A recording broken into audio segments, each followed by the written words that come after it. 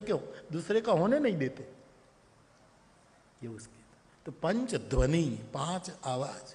देखो हम क्या करते हैं, ये झालर रखते हैं, आरती होते हैं, ये सब इसके पीछे कारण है बेटा। ये तो मैं खोलता नहीं कि ऐसे ऐसे खेल खेल में नहीं कर लिया, इसके पीछे ये झालर बजाते हैं, ठीक है।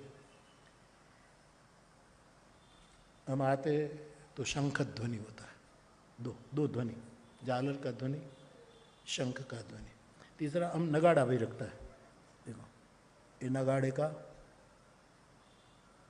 तीसरा ध्वनि है, ठीक है।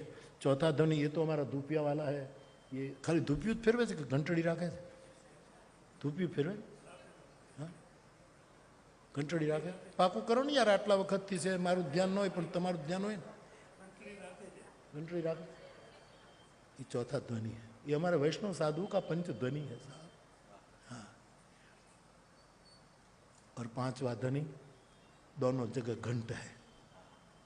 क्या मतलब है, ये वैश्विक ध्वनि है साधुओं की।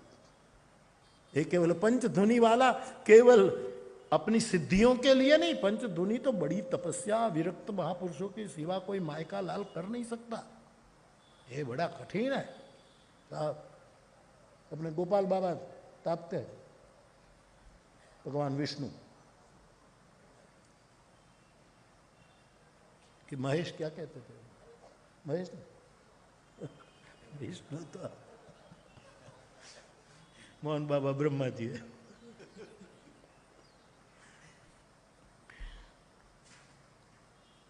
अब उसको रहस्य खोलो, सुनो। ये पांचों तत्वमय है, साधु की साधना पांचों तत्वों को दीक्षित करती है। शंख जल तत्व है, शंख कहाँ से पैदा होता है, जल से निकलता है। पांचजन्य कहाँ से निकला। और हमारे साधु, वैष्णव साधु जब आरती करते हैं तो शंख को बजाते समय पहले उसमें पानी भी डालते हैं, पानी डाल कर करके फिर उसको ऐसा ऐसा करके फिर, और मुख का रस भी अंदर जाता है, जल तत्व है। पांचों तत्वों को पंच ध्वनि सिद्ध करता है, शुद्ध करता है। नगाड़ा आकाश तत्व है, पोला है, घटाकाश, मठाकाश, भीतर पोला है, यह आकाश तत्व का लक्षण है, आकाश को धन्य करता है। गजानन जी जो आप बजाते, नहीं अभी नहीं बजाना है, अभी नहीं, शीघ्र नहीं करो।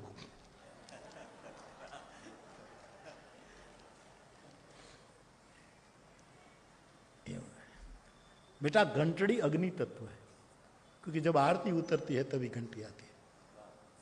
ठाकुर जी का पर्दा खुले तब भी घंटी बजाते, भोग लगाते समय बहुधा जब आरती और धूपिया में अग्नि होती है तब ही उसको घंटी, ये अग्नि तत्व है। शंख जल तत्व, नगाड़ा आकाश तत्व, घंटड़ी अग्नि तत्व, झालर पृथ्वी तत्व, धातु है, एक पर्टिकुलर धातु से बनती है झालर, इसलिए पृथ्वी तत्व है साहब। ये पंच ध्वनि है साधुओं की, परम साधुओं की पंच ध्वनि है।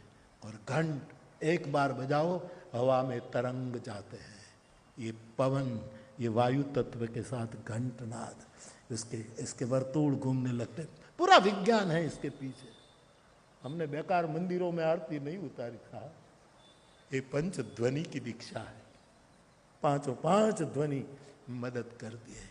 एक बार घंट बजा दो और ठीक से उसका जो एक विज्ञान है उसके अनुकूल वातावरण हो तो ये घंट बजता रहता, हवा में गूंजता रहता है।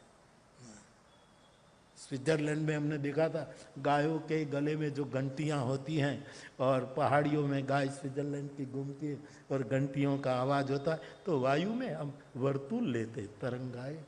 तो याद रखना मेरे परिवारजनों, आप याद रखना, ये पांच तत्व है।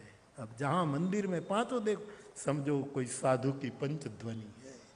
नगाड़ा आकाश, घंटड़ी अग्नि, शंख जल, झालर धातु और घंट वायु। विरक्त साधु की पंच ध्वनि, गृहस्थ साधु की पंच ध्वनि, और